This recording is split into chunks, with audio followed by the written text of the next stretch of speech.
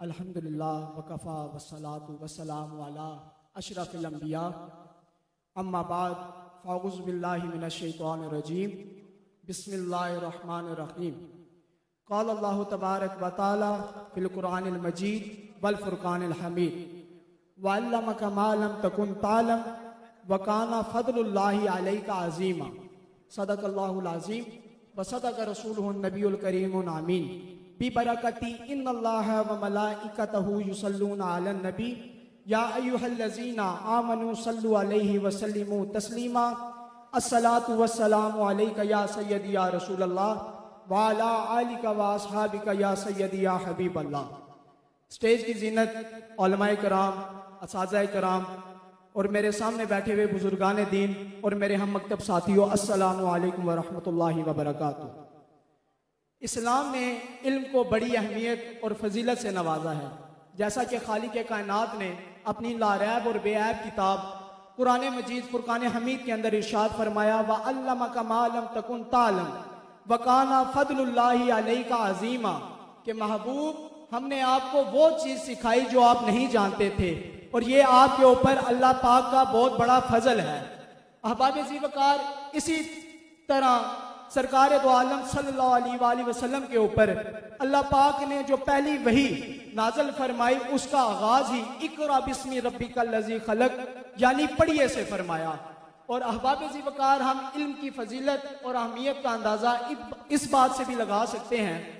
कि अल्लाह ताला के प्यारे कलीम जनाब हज़रत मूसा अलैहिस्सलाम जैसे पैगंबर ने भी हज़रत खिज़र अलैहिस्सलाम की सोबत इख्तियार की, जिसका वाक़या सूरह काफ के अंदर बड़ी वजाहत से बयान किया गया है। अहबाब ज़ीवकार, अगर हम कुरान मजीद फुरकान हमीद का मुताला करें तो हमें यह मालूम होता है कि अहले इल्म और आलिम ही अल्लाह ताला से डरने वाले हैं। जैसा कि खालिक कायनात ने कुरान मजीद फुरकान हमीद के अंदर इरशाद फरमाया, इन्नमा यख्शल्लाह मिन इबादिहिल उलमा, कि अल्लाह के बंदों में से डरने वाले जो लोग हैं वो आलिम ही हैं। इसी तरह रब्बुल जलाल ने कुरान मजीद फुरकान हमीद के एक और मकाम के ऊपर इरशाद फरमाया, कुल हल यस्तविल लज़ीना यालमूना वल लज़ीना ला यालमून, के महबूब आप फरमा दीजिए क्या इल्म रखने वाले और जाहिल बराबर हो सकते हैं? गोया कि हमें मालूम हुआ कि आलिम और जाहिल कभी बराबर नहीं हो सकते। इसी तरह सरकार दो आलम सल्लल्लाहु अलैहि वसल्लम की हदीस मुबारका का अगर हम मुताला करें तो बहुत सी हदीस हमें अहले इल्म और उलमा की फजीलत में बयान की हुई मिलती हैं। जैसा कि महबूब करीम सल्लल्लाहु अलैहि वसल्लम ने इरशाद फरमाया, मैं युरिदिल्लाहु बिही खैरन युफ़क्किहु फिद्दीन, कि अल्लाह रब्बुल जलाल जिससे भलाई का इरादा करता है अल्लाह उसे दीन की समझ अता फरमा देता है। और इसी तरह महबूब करीम सल्लल्लाहु अलैहि वसल्लम ने एक और मकाम के ऊपर इरशाद फरमाया, मन सालका तरीकन यल्तमिसु फीही इल्मन सहलल्लाहु लहू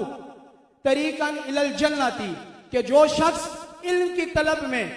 रास्ते पर निकलता है अल्लाह रब्बुल जलाल जन्नत का रास्ता उसके लिए आसान फरमा देता है। और इमाम मुस्लिम ने इस हदीस को नकल किया है